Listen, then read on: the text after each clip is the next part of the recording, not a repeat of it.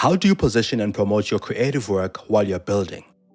Mpho Monareng, founder and MD of Wow Media, has consistently positioned himself alongside his work.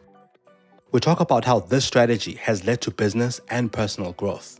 Familiarity means I can trust you. Familiarity means I know you, so I can give you business. You know what I mean? So that is why I keep putting myself in these positions, and they help me with my business. Keep listening for insights and strategies on building your audience and increasing visibility for your creative work. Before we get started, hit subscribe and become part of the family. And if you like what you hear, share this episode with your friends and help us spread the word.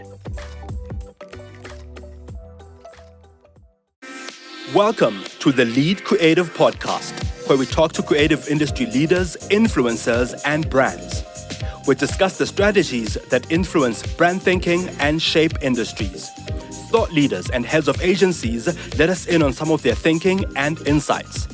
I'm your host, Mongezi Mtati. Enjoy the show, and please share and subscribe. Mpho, thanks so much for making the time to talk to us. It's great. I've been wanting to talk to you for a while. You've been making waves on TV, social media, and everywhere else. So it's good to finally get a moment to chat. Mongs, I'm pleased firstly to reconnect with you again. It's been long. Firstly, the fact that we're from the same hood, we grew up together, and our worlds sort of got separated, and here we are on your podcast. So I'm grateful firstly, and thank you for requesting to chat to me. I'm here, man. I'm here. I'm glad I could make time. Awesome. So, speaking of the hood, and that time when you were a young model, did you ever see yourself ending up in the marketing and advertising space? And can you tell us a little bit about your modeling days, actually? Ah,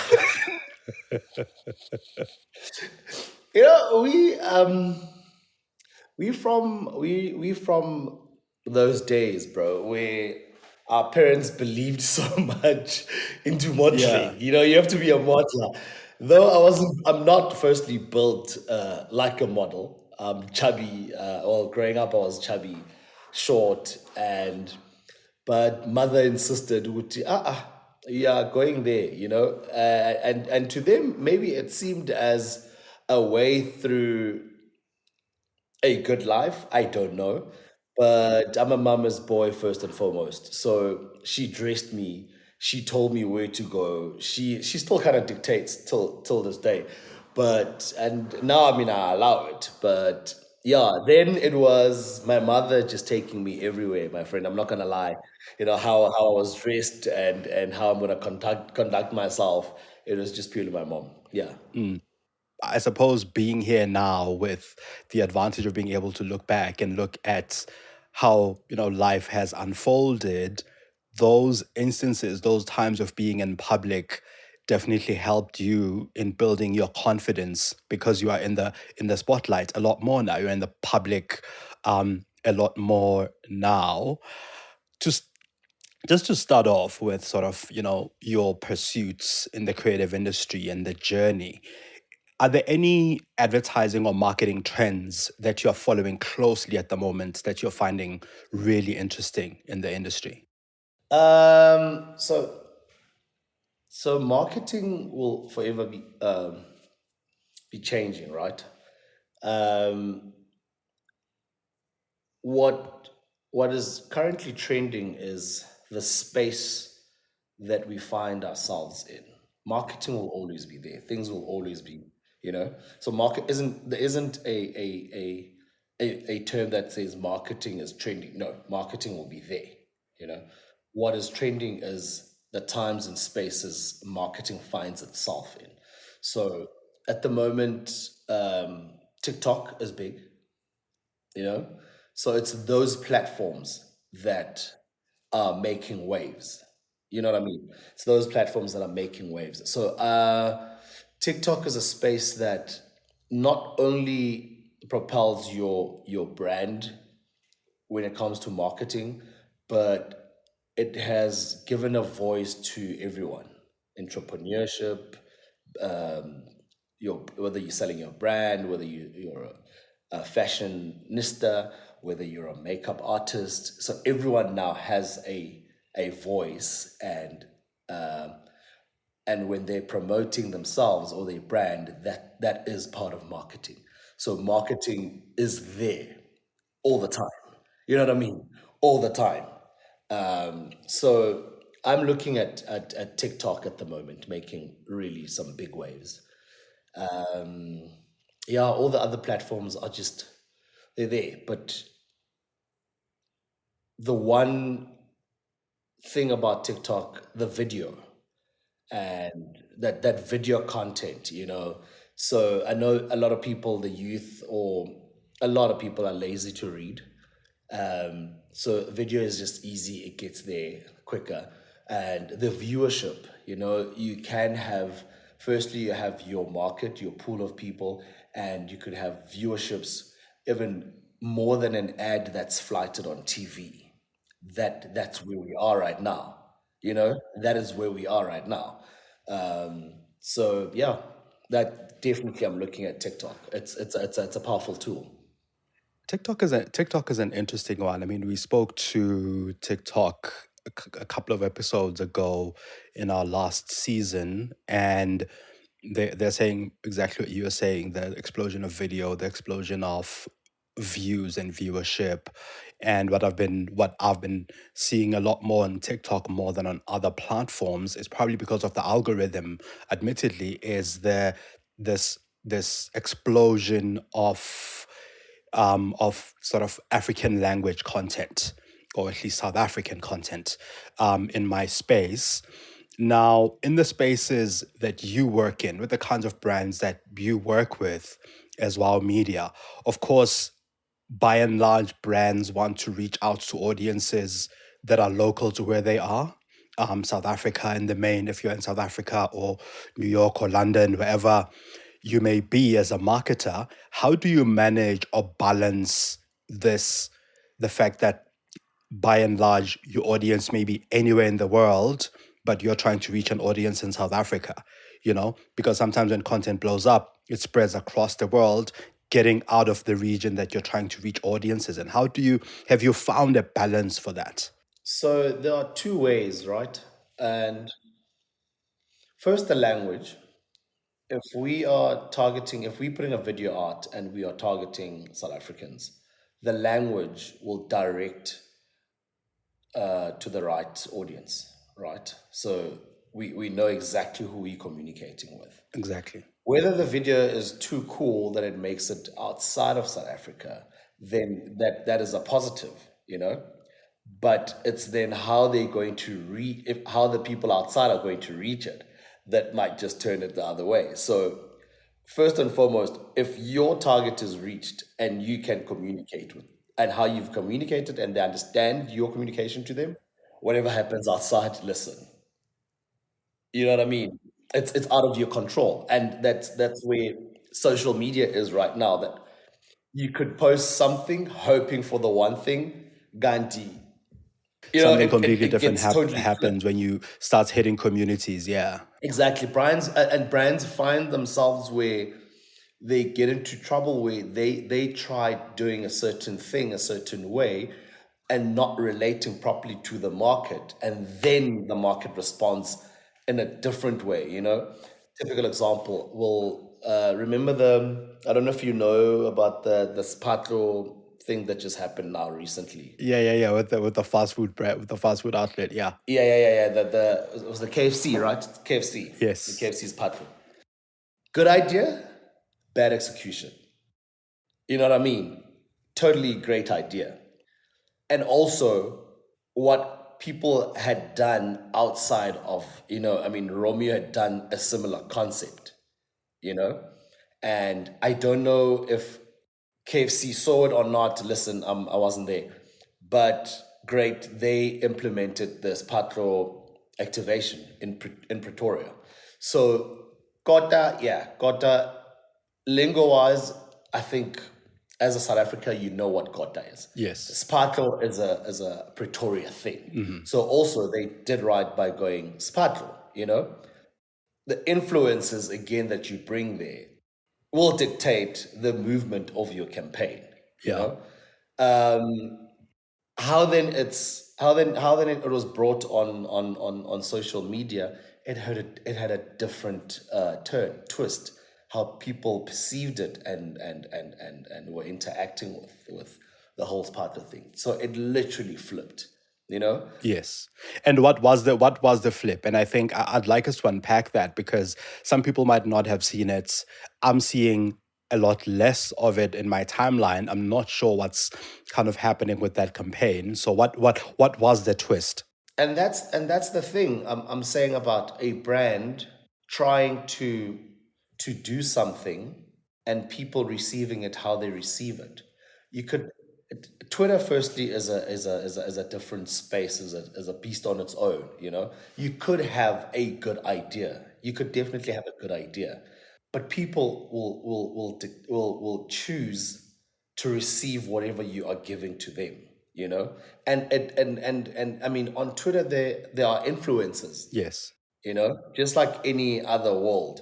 There are influencers that influence people in their way of thinking, in their way of communicating, you know. So if you have a prominent or a good space, or you're a popular Yes. person on Twitter, and you have a crowd, your people, and however way you speak or engage with them, somehow they become mini yous. You know, they become like a mini Yeah, you. yeah, yeah. You know, you have there are people that, so Twitter is a space where it's driven by a lot of negativity, and there are people that Hop onto it sometimes, yeah. feed from that negativity, and then it becomes a toxic space because anything good is now flipped. You know, somehow people will always just flip it. So when brands go to Twitter, they must be well aware that whatever messaging that they're putting out there might be flipped. I'm not saying they shouldn't do it. It is a market, you know, and I know myself, and I've in any bad situation, I actually love bad situation because something great should come out, you know. So whatever publicity that your brand gets, it's still publicity, Sure. you know. You can't beat yourself and go, oh man, we did a terrible job, or the CD of that Sparkle gets fired. No, it was brilliant. Yes. It was a good Yeah. campaign. It just didn't have a good traction or a good RP on Twitter. And it's something that you can't even control. You tried your best. What matters is that it got out. It got out. What matters is that it got out. It received those that received it well, great. Those that didn't, hey man. As a brand, how do you return from that? How do you come back from a bad campaign? And I don't, I mean, I don't think the KFC campaign was a bad one. I don't think there was anything sort of bad. It was just, I mean, there were many conversations in both directions. That said, though, Yeah. there are other instances where brands have kind of fallen flat, and this is a question that I tend to ask every now and again. How do you come back from that as a brand? How do you even try to rebuild that love? Or is it a case of, as a brand, these are the people I stand for, and some people will like us and some people won't, and you just build the love among the ones who love you and try to influence the ones who don't? How do you come back from that? So, Mongezi, if you are on stage, right, and you fall in front of your audience, in front of people, if you are going to feel sorry for yourself, the energy that you are having at that moment and you're giving to the audience is exactly what you're going to receive. So, if you feel sorry for you, the audience is going to feel sorry for you. But if you fall on stage with your audience and you laugh about it and talk about, guys, I just fell, the audience, how you receive it, it's how you're putting it out to the audience, because you're laughing at you and going, guys, I just can't believe that I Yes. fell, you know, Yes. and laugh about it. It's this typical um, Chris Rock and Will Smith. He got slapped, right? How he reacted from that slap is everything. He made that slap like it was literally nothing. He literally moved right along. You know what I mean? I mean, firstly, it takes a big person to not react to that slap, but how he conducted himself right after right after after that second, he didn't move, he didn't flinch. He joked about it and continued. So brands are dictated or driven by people, and there's where you'll make a mistake. Bounce back by laughing at yourself and saying, "Listen, guys, yeah, I know that one was a bit of a bogus." You know what I mean? Laugh at yourself and go, "But do you know what? What do you guys think? How should we do it?" Sometimes flipping it and going, "What would you have done?" gives you a platform to engage with your audience, to go, okay, cool, we think you should have done it this way. Others go, no, you should have done it. Now the onus is on them. Now they are talking, which is great. Then you, dude, again, social media is a forgiving space. Social media, you'll trend now, literally. After that, we are past you. We are gone. We're on to the next one. So don't feel too sorry for yourself for too long. It happened, it happened, let's move. You know, no one's talking about the smarter thing. We are past that. People are still buying KFC. You know? So at that moment, guys, we messed up. What do you think? They chat about amongst themselves. Great. When we come back, we took all the reviews. We'll give you exactly what you guys are asking for. Let's move.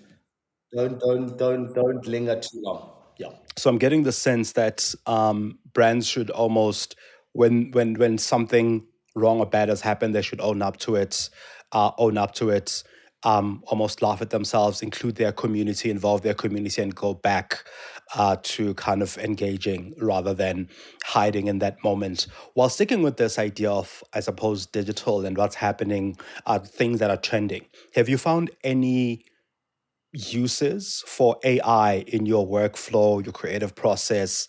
Have you started integrating it into our media or how you work and think? Listen, Mo, listen. ChatGPT, dog. Is it changing the game for you?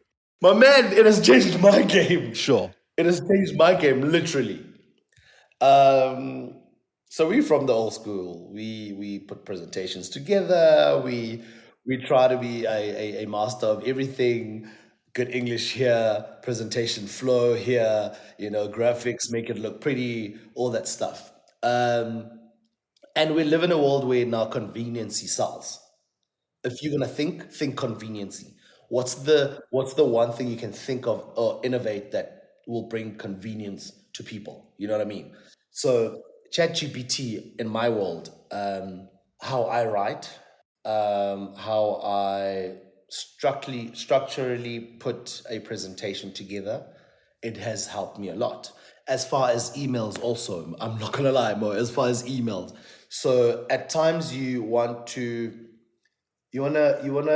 put a message across, but you don't have the right words to, as opposed to saying, Monges, you're not a nice person.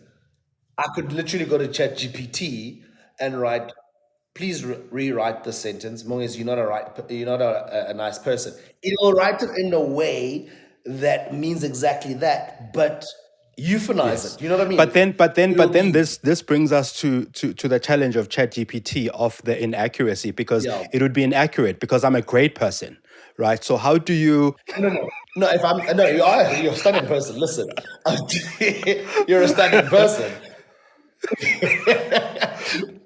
With yeah. ChatGPT, I understand people are not getting it correctly. Also, it's how you use it. So I'm constantly having to find plugins or go to YouTube to still learn how to properly use it. You know, we are all using it wrong. We haven't mastered it. We haven't, because it's the prompts that you give it. You know, so we all not just, yeah. It's new. I mean, so. if you post something and you ask for it to retype it for you, if you're not happy, you could also regenerate, and give it a better prompt descriptor to say, all right, be harsh, be soft, use a tone like this. I need words, make it funny. You know what I mean? Then the tone of it changes. You know what I mean? So it's those little prompts so the more I use it, the more I Yeah, understand it and the the more you better, learn. Yeah, yeah, yeah. the more I learn. And I mean, there's a lot of AI stuff that are out there to be explored also. For now, it's just been ChatGPT, and I'm sure the youngsters have jumped on the other ones. I mean, now you can put pictures together. Now you can deep age. I mean, I still go to Photoshop and literally go around an image and deep age. Now there's an easy way to deep age. So things are just getting easier and easier and easier. What my take, or what I think about AI, again, it's the world changing and we can't stop it. We should just allow it. We can't fight it. But one thing will remain is we can't change. We can't exchange this. You're human. We could never not do without humans. That will never happen. As much as people are going, our jobs are becoming obsolete. We won't know. That will never end, bro. Now, in in your view, you've mentioned that it's altered your workflow a little bit, or in some ways, especially in the writing, and in some instances, in how you think about the creative process and all of that. In your view, how do you think it will alter or affect marketing? I hear you on you can't replace the human element, you can't replace the human insights, but how much of, call it, the sort of the human job will AI kind of replace on this along this journey, as we learn how to use it, and as it learns from us equally? No, it's not replacing anything. It is not replacing anything. It's making life easier. It isn't replacing anything. So it We enhances what shouldn't we're be. already doing. It's enhancing what is there already. Like I'm saying with the prompt, how I will give it prompts will be different to how you will prompt it. But it's me giving it prompts. It's me saying write it this way, and it's you saying write it that way. So it will never. It is just enhancing who we are, and we need to learn to partner up with it, as opposed to repelling, as opposed to saying no, I can't work with this. No, no, we need to learn to partner up with it. If you're enjoying The Lead Creative, please share this episode with your network and hit follow or subscribe. Enjoy the show. Now, Mpho, in 2017, you and your then team at Toast Media put up a billboard highlighting your win at the Luries. Besides the many conversations that it led to, because there were a lot of conversations. I mean, I know you went on Metro and there were one or two other conversations that happened. But besides those conversations, how good was that for you as a business? How good was that, that initiative for you as a business? Because it's not often that you see a brand or an agency after winning at Louis putting up a billboard on the highway that, hey, we've won. True. So, RIP Toast. That was a great company, by the way. Good times. So, the initial idea there was, you're absolutely right with, usually the winners of the Luries don't put up a billboard. So no one really knows who won when they do come back from the Lurie weekend, right? So the plan there was, actually, because it has never been done, let's do it. Let's say we have won at the Luries, even when we were not nominated, or no one knew about us. But that will get us out there to to to to our potential clients, as well as agencies, and they'll go, wait, who are those guys? And did they win? So it causes a bit of a stir and confusion, which is great. In marketing, we call it guerrilla marketing. Absolutely, I love it. It saves you a buck, but it gets the word out there. So again, it wasn't a win from the Luri, but it was a win from heart. It was a win from us. So that was a self validation because we had at that time I think Toast was maybe 5 years. Five, yeah, I think about 5 years, and we had done great work, but as opposed to waiting to be validated, I felt that was the time to validate ourselves. And that's why the billboard, the hashtag, even though you couldn't read it, it was like the T's and C's were small. It said hashtag self validation because I was purely just validating myself to say, you are great, you've been doing great, keep at it. You know what I mean? And that gave me the spirit as well as chutzpah to keep going. Not knowing that it'll get me in hot waters with the Lurus, almost being sued, and receiving a call from the CEO of the Luries. I remember at that time it was Andrew Human. I don't know if he still is, to say you need to take your billboard down. But let's not talk about that. Let's talk about the positive. So that little investment, because I call it an investment, it was also a decision that we needed to sit down in the company and say, Mpho, is this, because of course it was my crazy idea, but I had to sit with people to go, is this feasible? Will this be feasible? You know what I mean? A billboard, you know how much that is. You taking money from a kitty, to play this dangerous game. Will it be feasible? And sometimes when you have an idea and it moves when it moves you and you feel the returns might not be instant, guys, but I'm telling you, we have something. We came up with I came up with the idea on Thursday, sat down with my team to of course to brush the idea. But the idea was there. Called the billboard guys to say, guys, will you help me to put up the billboard by Sunday? Because the Lure weekend would have ended, and Monday people are coming back. And let's put it in the heart of Joburg, which is Santon. Where clients are, where brands are, where companies are, agencies. The guys were like, let's do it. How much? They were like, this much. Paid it, designed it, gave them artwork. Sunday, up, saw it, happy. Monday, boom. Which was amazing. The investment, that little investment, I'm not gonna lie, Mongezi, it brought business. It brought business because then brands saw 2017 Agency of the Year, Toast Media. They started researching. I mean, the traffic on our website was awesome. People are researching us. People are requesting us.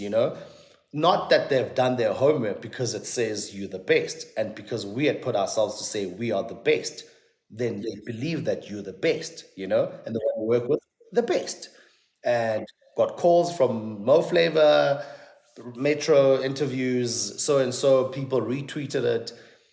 So it was a good tactical guerrilla marketing that worked. So if you think you are good, Mongezi, no one will say you're not, but you. If you good, if you believe your platform is good, put it out there and say your platform is the best. Just say your platform is good. You know what I mean? Why is it good? People will find out when they jump on. And that's exactly what I did. I betted on myself, and people need to learn that. People need to bet on themselves. And yes, there are mishaps here and there, but we move on. Like I said, you don't linger. We move, you know? Yeah. What I wanted to find out from that was whether what was the positive, which is the client side, and you've already answered that question. And of course, with any guerrilla marketing thing that happens, sometimes there's good and bad. There is the backlash. Can you tell us a little bit about what that backlash was about and what that thing between you and the Luries was? So the Luri's logo is I don't know what bird it is, but it looks captivated. It's around other elements. If people watch this and then they can just Google the Luri's logo. So it's in a circle with other elements around it.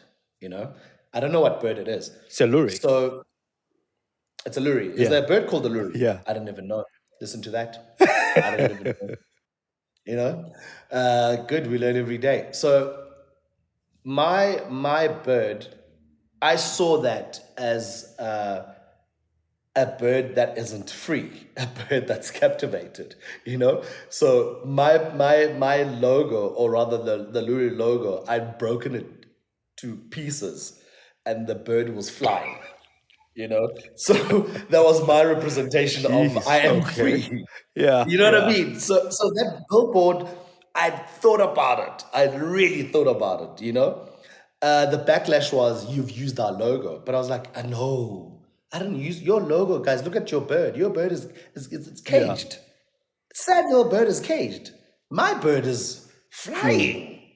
Yeah. You know what I Yeah. mean? They were like, no, no, it's still, and that was the whole back and Sure. forth. And no, you need to take it Yeah. down because also the luries happened this weekend, and it happens that you put. And I'm like, there are no rules. You know, that's the thing about being in any industry. You need to know what to do and what to press in. You know what I mean? How to Yeah. maneuver Yeah. around I it. think yeah, And I'm like, there are no I think rules to some say. artists and creators would say you must know the rules so well that you know how to break them and which ones to break, kind of situation. Yeah. Something like that. Exactly. Exactly. And marketing, we know it's not, there isn't a union go marketing. There isn't, a governance. Okay, there's advertising South Africa Ntonton, where I was called again. So there's four people that are trying to control the industry, and they're doing a terrible job, but what I'm saying is the governance in marketing isn't really there. So you need to know the space so well that you're in, and know what to do. And that's what I did. So I could also say, no, I'm not taking the billboard down because one, yes, it was the Luri weekend, but I could also say I didn't know it was the Luri weekend. It just happened that I just wanted to put my company and say we are the best. There's nothing wrong with that. There isn't anywhere that says you're not allowed to put your company up and say you're the best. You know what I mean? Two, your logo is different. Now it was the logo thing. And I'm like, no, your logo is different. But people were like, no, but we could see the bird still. Your logo is different. It's in a circle. Mine is, you know what I mean? It's broken into pieces. So it was those little things. And eventually it stayed up there for a month, which was great. I got enough traction. 30 days was great. And so it's knowing the space so well to break it. But just to jump on other things that you've been doing in the past couple of years, you've managed to strike a balance, in my observation, between marketing the brands you work with and positioning yourself as an industry. One of the things that come to mind here is the next brand ambassador, rather. Um, can you share a little bit about what the next brand ambassador was for our listeners who aren't familiar with it, and also what that led to for you? So the next brand ambassador was a Capitec, um, like The Yeah, like a Apprentice, reality show. Yeah, the yeah, reality show, Donald Trump, yes, The Apprentice. So it was the next brand ambassador, where they were looking for people that were going to be ambassadors for Capitec. Great initiative. I'm not going to lie, stunning, amazing work. And what the space. Let's first talk about the space that I was in at that time. I just closed Toast Media, and um, I felt I felt like I knew everything, and I needed to unlearn things. So I had to put myself in a place where I will be challenged by people, newbies, people that know also, and not necessarily have a voice. So you're just taking from people, and they will make you feel how they make you feel, whether it's small, big, you know what I mean? So I needed to unlearn. And then I went into the show, which was amazing again by Capitec. And there were different challenges, were competing, to be chosen, of course, as to be an ambassador. And yeah, I was one of the three that won and became an ambassador. Just to Yeah. pause a little bit there, I want you to expand on the win and what the win meant. What would this brand ambassador do? Like, what would this, what was the premise behind it, behind being that ambassador? And then you can always tell us about the win, because I'd love to hear more about the win. Yeah. Okay. Yeah. So let's unpack the show more. There were different tasks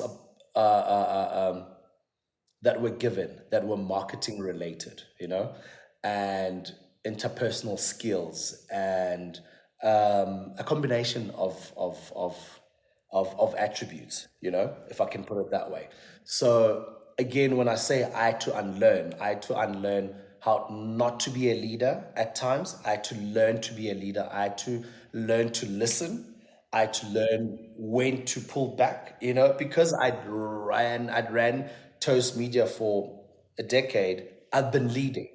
So at that moment, I needed to step back and take it from someone that hasn't led a company, that is freshly, or a newbie, just got out of tertiary, you know what I mean?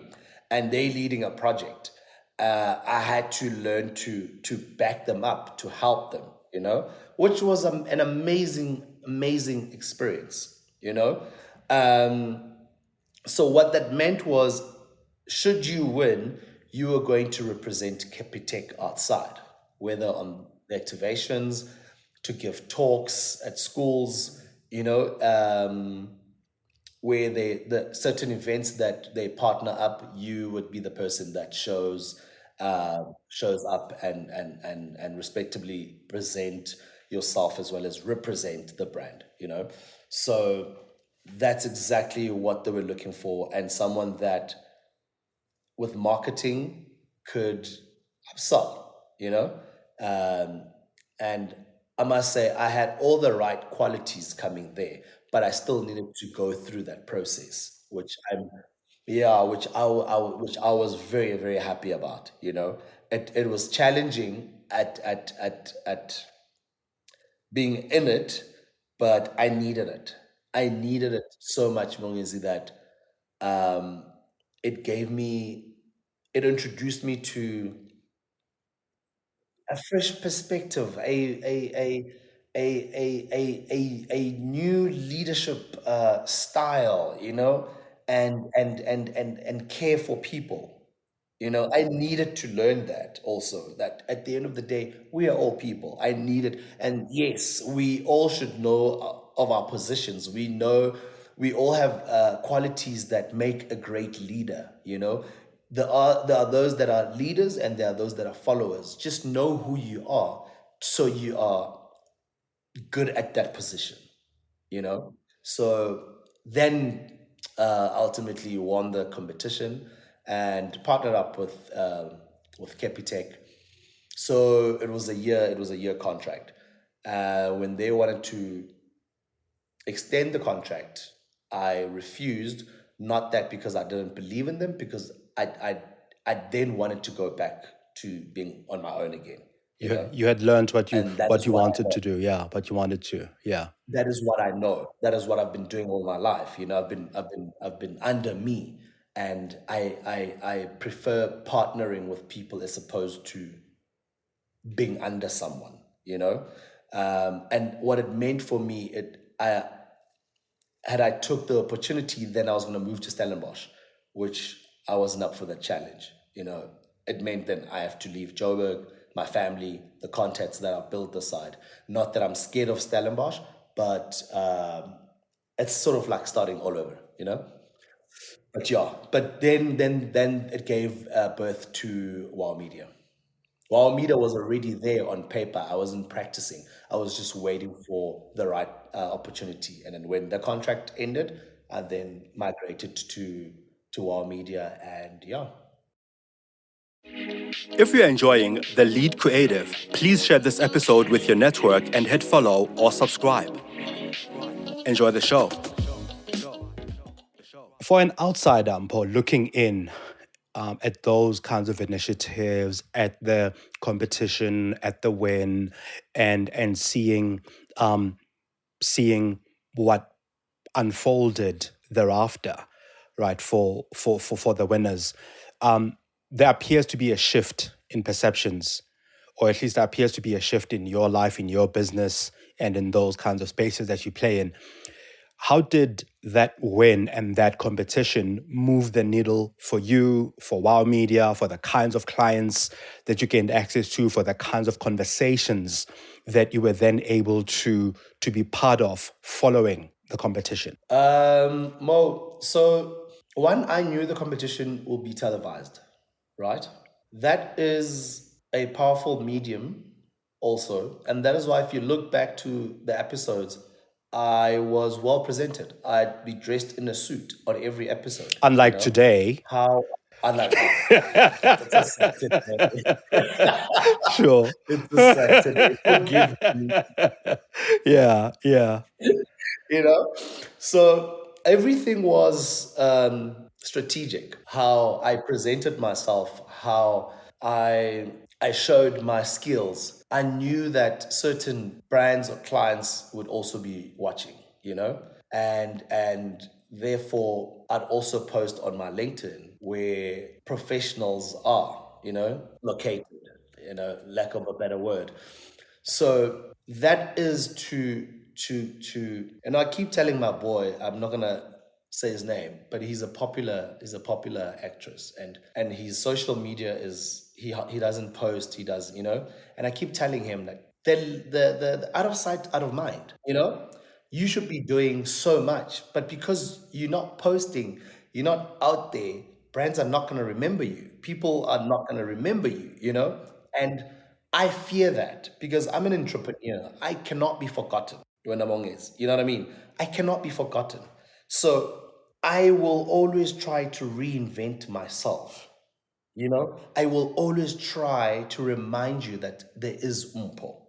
And the Mpho, you will know him because from inception, from when we started our journey, you've seen him wear a suit, you've seen him present his work, you've seen him different, but he's still grinding, he's still working. So you've seen him, you know him, So every time I come to you, eventually you will say, listen, there's this dude I'm looking for, he's like this. And when you describe me, if you forgot my name, chances are the next person will, A friend of mine, he's an art dealer. He says, you know, every time I'm with you, when I introduce you to people go, you look familiar. Do I know you? I get that all the time. Like, I will end up calling myself Mpho, you look familiar. I get that all the time. And that is a good thing. Already, that is a good thing because I look familiar. Familiarity means I can trust you. Familiarity means I know you, so I can give you business. You know what I mean? So that is why I keep putting myself in these positions, and they help me with my business. Being an entrepreneur, I need to be remembered, And when I put a bio out to say, hi guys, now I'm with Wow Media, I'm still doing this and this and this. The image is in a suit. I'm dressed in a suit. The writing, the bio is professional. Again, I'm conducting myself in a professional manner that when you come to me, when you approach me, you can only be professional. There are no mediocrity here. Yeah, You know yeah. what I mean? So I get the sense that you one of the things that you do is to build or create the sense of familiarity, the sense of people being able to identify you in your work. And I like that you use the example of your friend who doesn't post as much, who doesn't do all of that. And that's the space that a lot of creative people tend to find themselves in, where we want the work to kind of speak for us rather than us being call it at the forefront of the work. And of course, different creative people work differently. And for some people, that definitely works. For you, the familiarity also works. For you, what's the yeah, yeah, yeah. I know. You're burning to jump in, but for you, and you can just now. But for you, how important is it to strike this balance, putting the work out there and putting yourself out there? Thank you. I finally get a chance to speak. So, Mo, I studied at Vega, right? And I studied marketing, right? And then I got into graphic designing because I was an artist, I was sketching, and I wanted to be a graphic designer. I remember the last company I worked for was Blue Moon in Rosebank, right? As a graphic designer. So there was a mid to, graphic designer, then going up to mid senior. So, as creatives, as designers, it's like we live in this dungeon. You know what I mean? We live in this dungeon. We live in our own world where it's a creative corner. We put our music, we play our music, we put our screen there, we watch our movies, and it's just us. That space for me was claustrophobic. It was just too small. It seemed like, or not even, I knew that there was a world outside of this creative world of ours. So then I remember going to my MD at that time, Michelle Caldera. She was the owner of Blue Moon. And I said, Michelle, I would love to accompany you to your meetings. So when you go meet client, your account liaison, I would like to come with you, just to learn the ropes, hear what clients are requesting, and what is it that you say to them. She was happy to have me come with her. And then whenever there were briefings, I would be there, to understand the briefing process. So I then learned the chain. So I got out of the creative world. What I did, I'd go collect the brief, sit down, conceptualize it, be the one that goes to my table to go design it, come back with mock-ups, go back to, then we started doing it like that. Michelle was like, listen, actually, one, you're black, two, well spoken, three, you dressed really good. I need you. So go design. Now you understand the concept, and understanding the concept, Mo, don't forget, there's strategy also. Now I was learning strategy. You know what I mean? Now I'm learning strategy, which is good because before you roll out a concept, you need to understand your target market. You need to understand what is it that you're selling to the people. So now I'm learning strategy. So now I'm designing based on the concept, based on strategy. Now we go back, we go present it to our clients. Now I've learned the value chain. So when I left Blue Moon, I was an agency. I could speak, I could think, and I could design.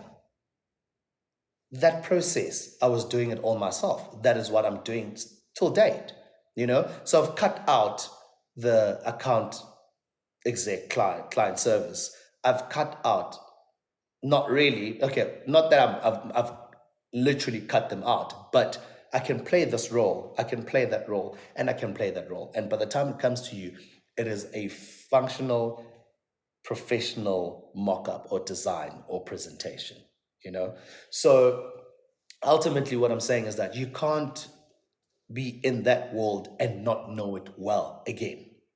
You need to know that world. You need to know from, if I've account if I had to recruit an account exec director, they have so many names, they're so confusing. You know what's meant to be done here. You know what's meant to be done. If I had to sit with a strategist, I know the conversation that we're supposed to have here. I know how we are thinking. I can ask the right questions and go, but I understand your strategy. It's flawed because the target market you are communicating with isn't the one that has been requested. You know what I mean? As opposed to when you're a designer, you just, most of the time you get fed. Yo, designers are cool, what, and do this, great. But you don't understand the backstory of it. You need to understand. And that is why designers are meant, or the creative team, in a strategy session, they are meant to be there. That is marketing. They are meant to be there. Yeah. So they understand, not only they understand strategy, they understand their brand. You know what I mean? Who are we talking to? And what I loved is that in a company, if there's a strat session, if you bring your secretary, creative, delivery guy, mangma, and go, guys, let's huddle up in a room quickly. The brief is, and what do you think? What do you think? And then we just all throw in our ideas. Now you're involving everyone if you're looking for a amazing campaign to put out, because now you are involving from a receptionist to the delivery guy to, you know what I mean? Then you'll get all the different views. Then you will speak to the brand that you want to speak with in a way that they will understand. But if we go, Stretch is the one that will communicate this. Designers will just, strategy doesn't understand design, designers doesn't understand strategy. Client service, they usually have a relationship with client. They know what client wants. They usually, they know, you know what I mean? But these two think, "Ah, this one is a suit, he's boring, he doesn't know much." No, bro. This chain, this chain needs to, you know? So passionate about it. I hope I've answered it correctly. But yeah, ultimately, know your world again. Know your world, and don't be cooked up in one position. So Mpho, after the show, you went on to, of course, build Wow Media, and you're now working full on with Wow Media. A lot of the time, what I tend to find with some of these things is that we get a lot of this media, we get a lot of this coverage, and then we don't build up the momentum afterwards to benefit from having been familiar to people, be it on TV, be it on media, or wherever else. How do you leverage that? And what resources do you put behind kind of leveraging that, call it, 30 seconds of fame? Just rephrase the questions for me, Mo. I'm just trying to understand. Yeah, like how do you leverage your having been in the media to get clients? Because it's one thing to be in the news for 30 seconds or be in a show for 12 seasons, for instance. It's quite another to come out of that and use that as the jumping off point to building the next level in a business, be it getting bigger clients, be it getting better clients, be it positioning the business. What resources do you kind of put behind leveraging that, behind using that base as a foundation for growth? I think subconsciously you answered that question yourself, because you said whether it's a 30 seconds or a 12 season episodes, how do you get yourself out there? You're already out there. You're already out there. And what platforms you use? Social media. I mean, it's cheap. We've all got phones, smartphones, that are used by smart people. So, um, excuse me. So again, I'm treating myself as a brand. If I'm not gonna put marketing on me or about me, you will forget me. So I need to market myself. So that 30 seconds, I'll bring it if I have to squeeze it. If I have to squeeze till the very last drop for you to keep remembering me, I'll do it. You know what I mean? I will definitely do it.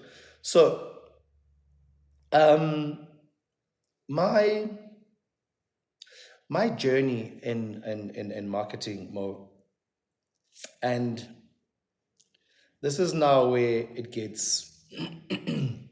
If I wanted to be if I wanted to be a huge company, I would want to be a huge company and make means and put all the right qualities to be a huge company and go compete with the best. But that's not my ultimate plan. That is not me. You know, I am happy being a medium size or even small agency and servicing those that I'm servicing. And it's not because I don't care about the luries, and which I don't. Um, it is about having being still in that space, but I don't see myself being in the space forever and ever. You know, I don't see myself being there forever and ever and ever. Amen. And that is why you will find me go TV, you will find me go radio, um, it's good that I'm also just putting myself in these different pies, and ultimately building to something great. I'm still looking for that one thing that is great. And that is why I'm not trying to compete with the big guys and go find these big agencies and have, yeah, no. So the publicity that I put out there about myself. Let me just close my WhatsApp. Sorry, it keeps, yeah. The publicity that I have about myself. I'm happy where it is and what it's getting me, and yeah, and that, growing up at Toast, yes, I wanted to fight the big guys, but where I am right now, You I'm on a found your different. niche, you found your space. Yeah. I found my niche, and I'm happy where I am. Yeah. So important. In closing, you said in a lot of things. I mean, what I get is it's a journey of constant self discovery. It's a journey of learning all the time, of redefining yourself, of making yourself familiar to the people with whom you kind of want to do business or the people with whom you want to interact and engage. And that sometimes brands need to almost be human themselves and almost um, own their errors or mistakes or mishaps as and when they happen. Um, That's called personification. The archetypes, when brands become having that human, exactly, yeah, exactly. So, touch, yeah, so yeah. if a creative if a creative person out there is starting up, building their agency the same way that you started out building Toast Media, the same way that you started out building Wow Media after you left Toast Media, the same way that you constantly and consistently build this sense of familiarity that you refer to, where should they start? How should they approach it? How should they think about their approach and their strategy? Because even though you didn't write it down, there seems to have been a clear thread of growing, building, learning, a clear journey from day one at Toast Media to the last day, about a decade later to being on TV, to starting our media, and where we are today having this conversation. Mo, so we're not gonna all have the same journey, right? Blueprints are always different. You rewrite our own, There isn't, I will leave a blueprint for people. I don't even know my next move. But I know there's a next, I know I'm going somewhere. I don't know where. But one thing I'll share and give advice to a person that wants to open an agency or start is go to an agency and work there. Go learn. That is you learning. You're not going there to go work. No, you're going there to go learn. I learned the ropes. I learned the different levels for me to go outside to understand what I was doing. You know, it makes it easy. It makes your journey easy. There are those that on inception they go out and they start their thing. They have their trials and. Um, but I'm just saying, if you want to have an easy journey, go to a workplace, learn, and then when you get out, you will have those and you will try implement. That makes it easy for you. That's what I did, that's what's working for me. And then when that vehicle is moving, then you can customize it, to say, okay, the company that I was working for is this person. My business will be this person. From your emails, how you write your emails should be a should be in a tone that you are building for your business. If if you if you called, let's say hypothetically, your company name is Ekasi Media or Tsotsital, you know what I mean? Tsotsital Activations. From how you write your email should be Ola Shapfede Ganjan. Good that I got you. I would like to share. You know what I mean? But you still adding that That's that your own that flavor and kasi, because flair. you're saying you're a that exactly that flair. Because you're saying you're a kasi media or you're a Tsotsital, whatever, and then regards Duncan Jam until next time. You know what I mean? You are different in how you being perceived and how you communicate with people. So when you communicate with your clients, they know, hey, we're talking to Monges, la. Yeah, ubutsotsi waya waya, but they love it because then it's different, it's refreshing, you know? So going to an agency, learn those ropes, and then when you open your own, implement it as well and style it and put a tone that you would want to be remembered for? With me, it's business. With me, my title is, I don't like titles, you know, because I've learned to master all these things, or rather, I'm doing so much that it's not easy for me to go, oh, I'm a graphic designer. Oh, I'm a creative director. Oh, I can be client liaison. Oh, I can be a BD, business dev. Because I don't know what I am, but put me where you want me and I will excel, you know? So therefore, what is my title? I don't know. I don't have one, but I'm a machine. Yes, definitely. I will work. If you need me to go present, I will present, you know? So that's all I'm saying. For anyone that will go out and start their own thing, going to a working place, know it first. It makes it easy. I'm not saying if you don't go work, it's not going to work. No, I'm just saying if you want it an easy way, go learn and then go implement.